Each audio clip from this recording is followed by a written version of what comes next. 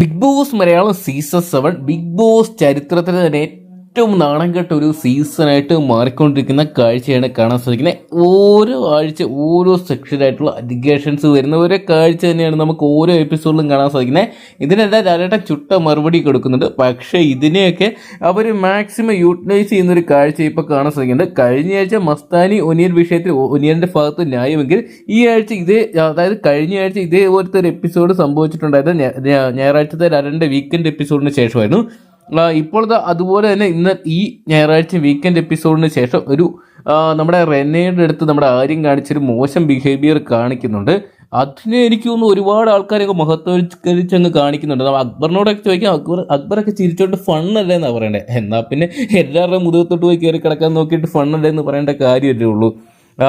പറയേണ്ട സമയത്ത് പറയേണ്ട ലക്ഷ്മി പോലും ഇത്തവണ സൈലന്റ് ആയിട്ട് പോയതാണ് എന്നെ ഞെട്ടിച്ച വേറൊരു കാര്യം. അത് ബിന്നി എടുത്ത് കാണിക്കേണ്ടത്. ഇപ്പോൾ ഏറ്റവും കൂടുതൽ പഴി കേൾക്കുന്ന ഈ ഒരു പ്രശ്നത്തിന് നമ്മുടെ ബിന്നിയാണ് കേട്ടോ. ബിന്നി എന്താ ചെയ്തതെന്ന് വെച്ചാൽ ബിന്നി അത് കണ്ടുകൊണ്ടിരിക്കുന്ന ഒരു കാഴ്ചയാണ്.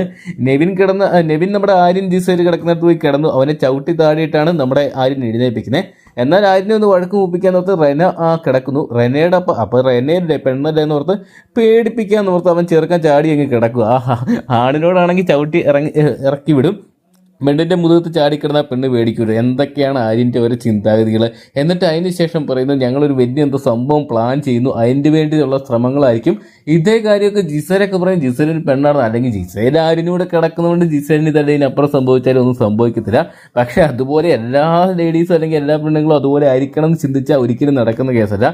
ശരി, ആര്യനെ ഫ്രണ്ടായിട്ടൊക്കെ കാണുന്നുണ്ട്. പക്ഷേ എന്ന് പറയും നമ്മൾ ഒരാളുടെ മുതുകത്തോട്ട് അത് ഒരു നൈറ്റ് ടൈമിൽ കിടക്കുന്ന സമയത്ത് ചാടി വീഴാൻ തുടങ്ങിക്കഴിഞ്ഞാൽ അതെല്ലാവരും ഒരുപോലെ പോസിറ്റീവായിട്ട് അല്ലെങ്കിൽ ഫണ്ണായിട്ട് കാണണമെന്ന് ഒരിക്കലും പറയാൻ പറ്റത്തില്ല. ഇപ്പോൾ എല്ലാവരും ബിഗ് ബോസ് ഹൗസിനകത്ത് എനിക്ക് കാണാൻ സാധിക്കുന്ന ഒനിയൻ വിഷയം സംഭവിച്ചുകൊണ്ട് എല്ലാവരും അങ്ങാരിനെ സപ്പോർട്ട് ചെയ്യുന്നു. ബിന്നി മാത്രം ഒറ്റയ്ക്ക് നമ്മുടെ റെനയ്ക്കെതിരെ പറയുന്നത്. റെനെ അത് പറയുന്നുണ്ട്, തനിക്ക് ഇൻകംഫർട്ടബിൾ ആയിട്ട് തോന്നി എന്ന് പറയുന്നുണ്ട്.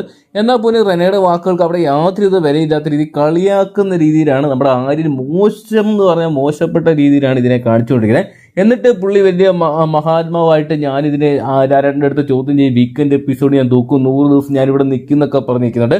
എന്നിട്ട് എല്ലാവരും കുറ്റം പറയുന്നത് നമ്മുടെ ബിന്നിയാണ്. ബിന്നി ഈ ഒരു കാര്യം എല്ലാവരുടെ അടുത്തും പോയി ചർച്ച ചെയ്യുന്നുണ്ട്. അതാണ് പ്രശ്നം, അതാണെന്നൊക്കെ പറയുന്നുണ്ട്. പക്ഷേ ബിന്നി മാത്രമാണ് എനിക്ക് തോന്നിയത് റെനയ്ക്ക് വേണ്ടി അവിടെ സപ്പോർട്ട് ചെയ്ത് റെനയ്ക്ക് വേണ്ടി അവിടെ സംസാരിച്ച ഒരേ ഒരാൾ സ്ട്രോങ് ആയിട്ട് നിന്നത് നമ്മുടെ ബിന്നി മാത്രമാണ്. നമ്മുടെ ആതിരയോ നൂറയോ അല്ലെങ്കിൽ ലക്ഷ്മിയോ അടക്കം ഒരു കണ്ടസ്റ്റൻറ്റും ഇതിന് യാതൊരു ഒന്നും തന്നെ പറയാൻ പറ്റാതെ പോയി എന്നത് വേദനാജനകമായിട്ടുള്ളൊരു കാര്യമാണ്. എന്തൊക്കെയാണ് ഈ ഒരു കാര്യത്തിൽ ആരും കാണിച്ച തേണ്ടിത്തരം തന്നെയാണ്. എന്തൊക്കെയാണ് ആരും ഈ ആഴ്ച ബിഗ് ബോസ് ഹൗസിൽ നിന്ന് പുറത്തു പോകേണ്ട ഒരു അവസ്ഥ ചിലപ്പോൾ ഉണ്ടാകും. കാരണം പുള്ളി വലിയ ഷോ ഓഫ് വന്ന് പറഞ്ഞ് കാണിക്കുന്ന പല കാര്യങ്ങളും കാണുന്ന നമ്മളെപ്പോലുള്ള സാധാ പ്രേക്ഷകർക്ക് ഒട്ടും ഇഷ്ടപ്പെടുന്നില്ലാത്ത രീതിയിലോട്ടാണ് പോകുന്നത്. എന്തൊക്കെയാണ് അഹങ്കാരത്തിന് കയ്യും കാര്യം വെച്ചെന്നൊക്കെ പറയുന്ന രീതിയിലോട്ടാണ് പുള്ളിയുടെ പ്രവൃത്തി പോണേ.